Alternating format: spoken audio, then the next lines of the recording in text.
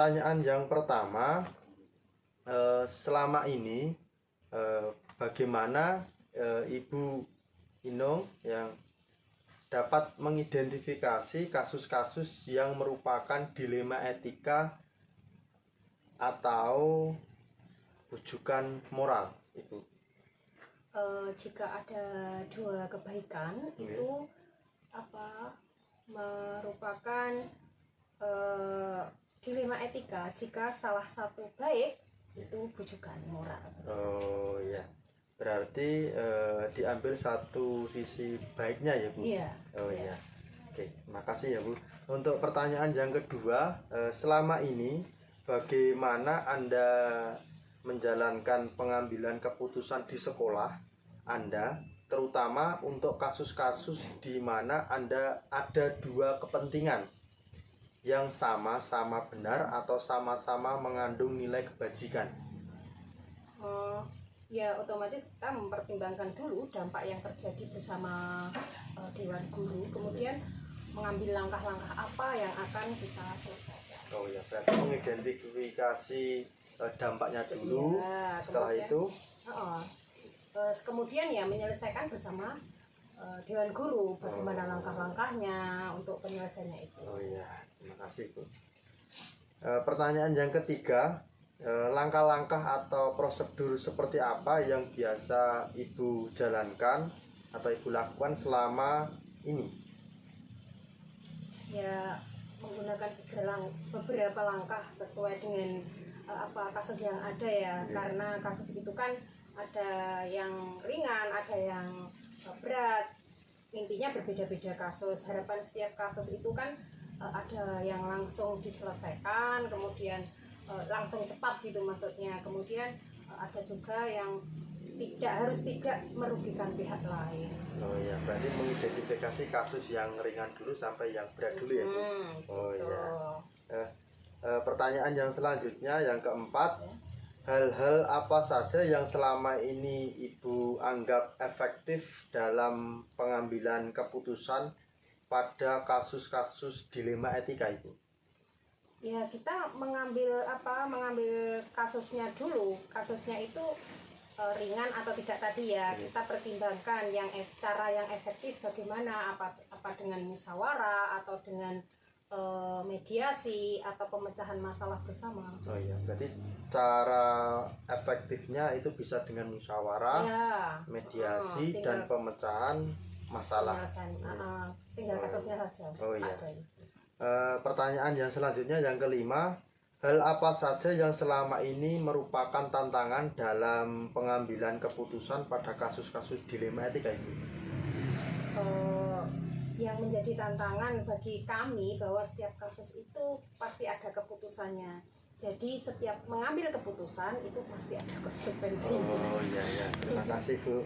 Nah, pertanyaan yang keenam, apakah Anda memiliki sebuah tata kala atau jadwal tertentu mungkin dalam sebuah penyelesaian kasus dilema etika? Apakah Anda langsung menyelesaikan di tempat atau memiliki sebuah jadwal tertentu atau khusus untuk penyelesaiannya? Bentuk atau prosedur seperti apa yang Ibu jalankan? Ya, kembali ke kasusnya tadi. Jika kasusnya itu ringan, ya langsung kita putuskan waktu itu. Jika kasusnya itu berat, ya otomatis tadi menyelesaikannya bersama guru itu ya secara bertahap pasti ada jadwalnya. Oh iya, terima kasih. Selanjutnya, pertanyaan yang ketujuh, adakah seorang atau faktor-faktor yang selama ini mempermudah atau membantu Ibu dalam pengambilan keputusan dalam kasus-kasus dilema etika itu? Pasti ada. Ya, terutama ya tadi Dewan Guru itu kan rekan sejawat kita ya. Jadi masalah harus diselesaikan dengan Dewan Guru atau teman sejawat tadi secara kolektif, secara bersama-sama, kolegal bersama rekan sejawat tadi untuk mencari penyelesaiannya atau solusinya, meskipun keputusan terakhir nanti ada di tangan saya sebagai kepala sekolah. Ya, keputusan di akhir ya, Bu. Karena Ibu kan selaku pimpinan yang ada di sekolah itu. Ya. Jadi semua tanggung jawab Ibu yang menghandle, gitu ya Bu. Ya. Oke. Pertanyaan yang terakhir ini Bu, dari semua hal yang telah disampaikan, pembelajaran apa yang Ibu dapatkan, petik dari pengalaman Ibu dalam pengambilan keputusan dilema etika itu? Setiap kita mengambil keputusan itu dipertimbangkan, kemudian kita pertimbangkan juga nilai keadilannya. Oh ya, terima kasih Ibu atas waktu. Dan satu lagi, ya. ingat resikonya. Oh iya, terima kasih Ibu. Jadi semua kasus itu tergantung bagaimana kita mensikapinya. Dilihat dulu kasus itu apakah ringan atau berat. Nanti kalau kasus itu ringan berarti langsung dieksekusi gitu. Kalau kasusnya itu agak berat berarti bertahap. Terima kasih untuk pertanyaan yang pertama Bapak. Selama ini bagaimana Bapak dapat mengidentifikasi kasus-kasus yang merupakan dilema etika atau bujukan moral, Pak? Ya, kalau kita menjumpai kasus, tentunya yang pertama kasus itu kita identifikasi apakah termasuk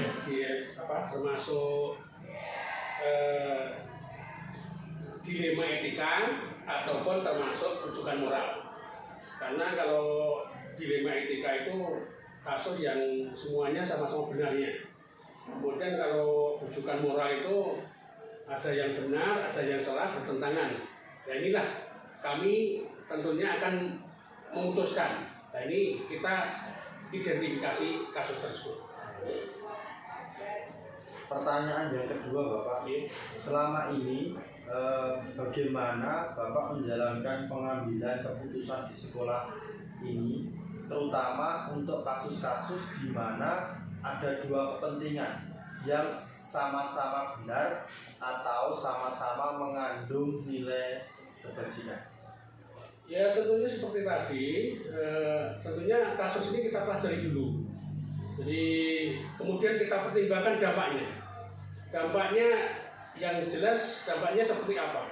Paling tidak kalau memang itu bertentangan kita cari dampaknya yang paling minimal atau kita meminimalisir dampak. Sehingga kita tentunya harus mengidentifikasi permasalahan tersebut. Berarti mempertimbangkan dampaknya. Ya, dipertimbangkan dampaknya.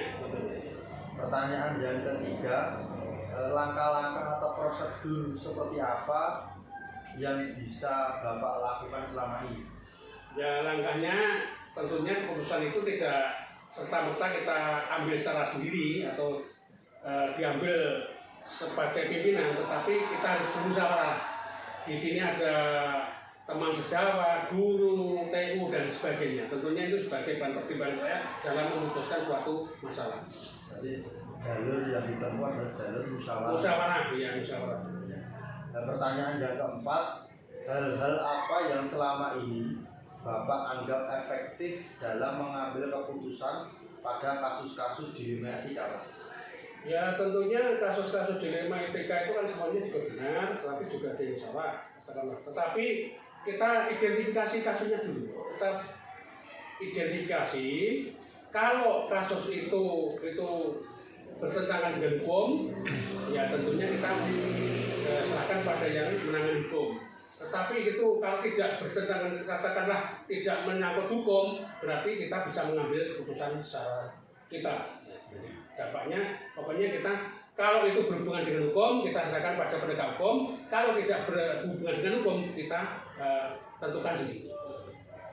Pertanyaan yang kelima, hal-hal apa yang selama ini merupakan tantangan dalam mengambil keputusan pada kasus-kasus dilema etika? Ya tantangannya sebetulnya kalau kita memutuskan suatu keputusan itu mesti ada dampaknya. Dampaknya ya kita harus bertanggung jawab terhadap keputusan yang kita ambil. Berarti mengambil konsekuensi. Ya konsekuensinya kita harus tanggung jawab apa yang kita ambil keputusan itu. Pertanyaan yang keenam, apakah Bapak memiliki sebuah tata cara atau jadwal tertentu dalam sebuah penyelesaian kasus dilema etika? Apakah Bapak langsung menyelesaikan di tempat atau memiliki sebuah jadwal tertentu untuk penyelesaiannya. Bentuk atau prosedur seperti apa yang Bapak jalankan? Ya tergantung permasalahannya. Kalau itu permasalahannya ringan ya kita putuskan di tempat. Tetapi kalau permasalahan itu agak berat ya kita selesaikan step by step. Perlu waktu pada agenda kegiatan tertentu. Berarti melihat kasusnya. Ya kasusnya. Pertanyaan yang ketujuh, adakah seseorang atau faktor-faktor apa yang selama ini mempermudah atau membantu Bapak dalam pengambilan keputusan dalam kasus-kasus dilema etika, Pak? Jadi kasus-kasus dilema etika atau katakanlah permasalahan-permasalahan itu tentunya tidak bisa diselesaikan secara sendiri, secara personal. Maka kita harus melibatkan orang pihak kedua atau ketiga dalam rangka penyelesaian kasus ini. Nah kalau kita ini di institusi sekolah, kita kan ada guru, ada TU, ini akan memperingan dalam memutuskan suatu keputusan. Pertanyaan yang terakhir yang ke-8, Bapak, dari semua hal yang disampaikan, pembelajaran apa yang Bapak petik dari pengalaman Bapak dalam mengambil keputusan dilema etika? Ya tentunya kembali lagi bahwa penanganan kasus itu kita harus mengidentifikasi permasalahan itu, dan kalau itu menyangkut personal kita harus tahu latar belakangnya. Misalnya anak didik kita punya masalah, dan kita harus tahu latar belakangnya apa kok bisa punya masalah seperti ini, sehingga kita akan mempermudah dalam mengatasi masalah. Terima kasih Pak Sumarto atas jawabannya.